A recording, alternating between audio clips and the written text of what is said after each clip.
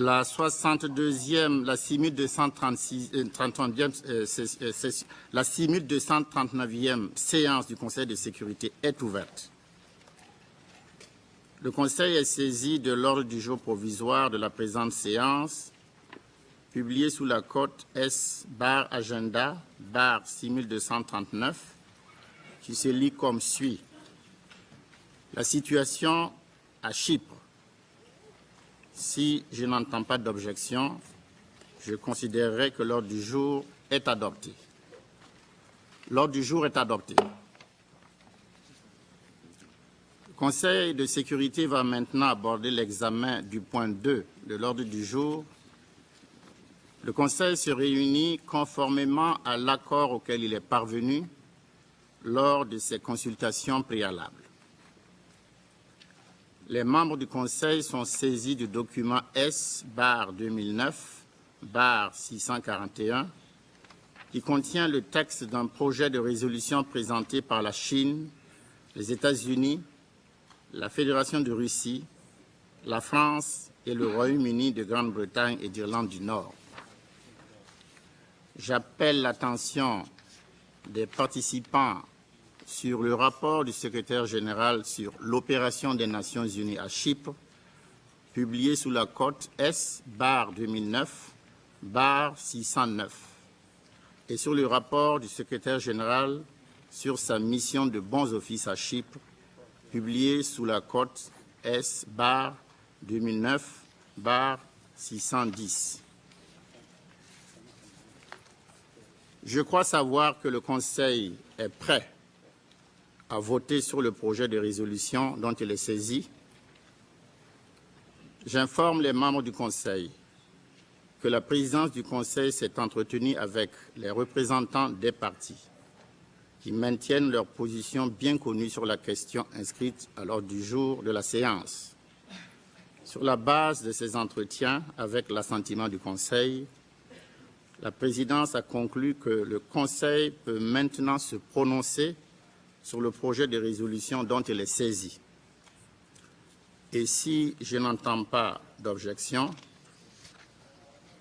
je mettrai le projet de résolution aux voix. Et puisqu'il n'y a pas d'objection, il en est ainsi décidé. Que ceux qui sont en faveur du projet de résolution publié sous la cote S/2009/641 veuillent bien lever la main.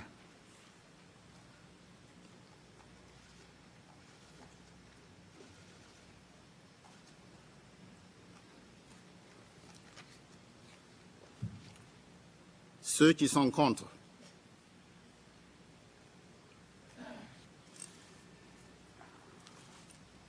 Le résultat du vote est le suivant.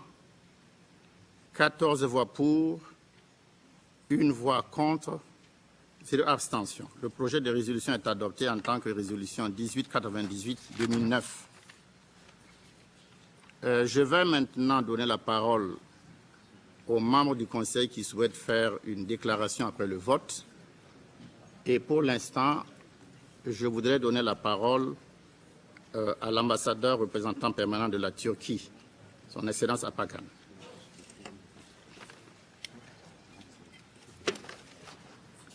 Thank you, Mr. President.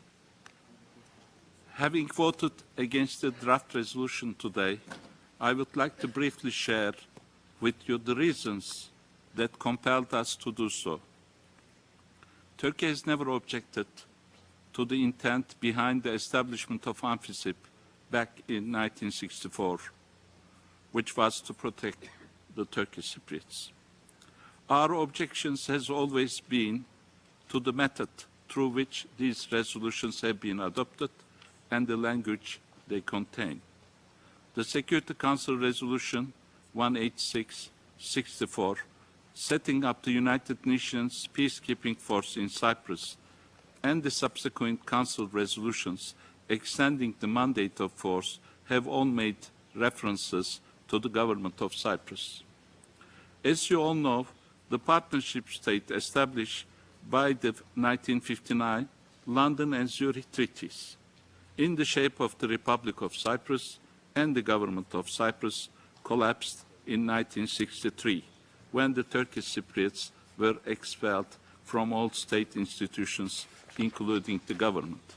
Since that day, there has not been a joint and constitutional government representing the whole of Cyprus, either legally or functionally, and the two peoples have been living separately under their own administration.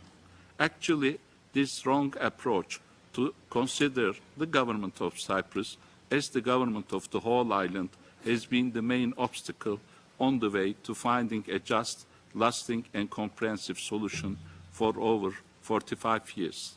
The spirit of goodwill and cooperation displayed by the Turkish Cypriot side, which enable UNFICYP to function in the northern part of the island in accordance with the modalities set by the Turkish Republic of Northern Cyprus, does not change the fact that for the extension of the mandate of UNFICYP, open consent of the two sides has to be sought. However, today's resolution once again fails to do so.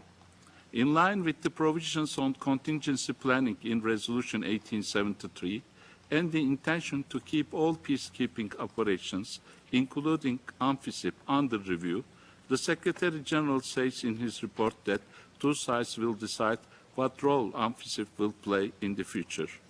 If the Turkish Cypriot side has a say in the future of UNFICYP, why is its consent not sought today? That looks like a paradox. Mr.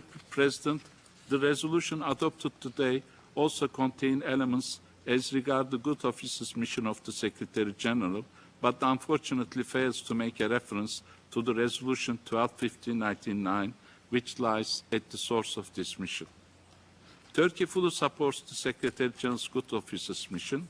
We welcome the solid progress achieved so far in the negotiations, which aimed at establishing a partnership state on the basis of well-established UN parameters, namely bizonality, political equality, and equal status of two co-founder peoples.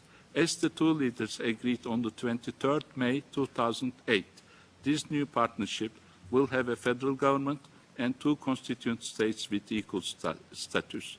In that regard, we would like to put on record our full support to the efforts of the Special Advisor of the Secretary-General, Mr. Alexander Downer, and his team.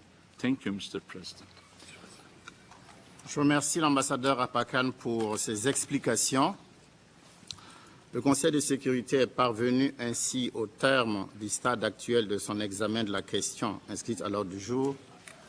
La séance est levée.